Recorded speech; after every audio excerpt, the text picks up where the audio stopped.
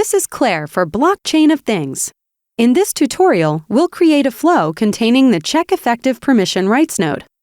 If you don't know what a Check Effective Permission Rights node is, make sure you check out the previous video titled Understanding the Check Effective Permission Rights node. Let's get started. Drag a Check Effective Permission Rights node into your workspace. Double-click it to display its Properties slide-out panel. On the Device drop-down field, choose your Catenis virtual device. This should be the device for which you are checking its permissions, also called the controlling device.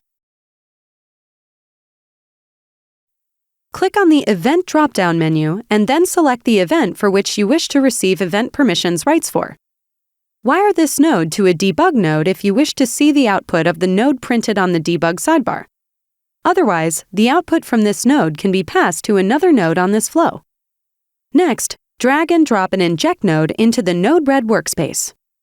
Wire the Inject node to the Check Effective Permissions Right node, then double-click the Inject node to open its Properties slide-out panel. Alter the information in the Inject node's Properties slide-out panel by selecting the drop-down Payload field and choosing the String type.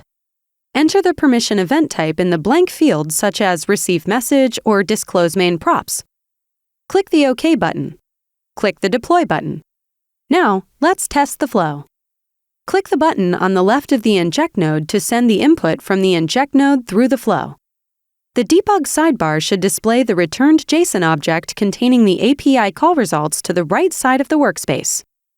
The result will display what permissions are set for that given event. Good job! Now that you know how to use this node in runtime mode, it's time to learn how to use it in interactive mode.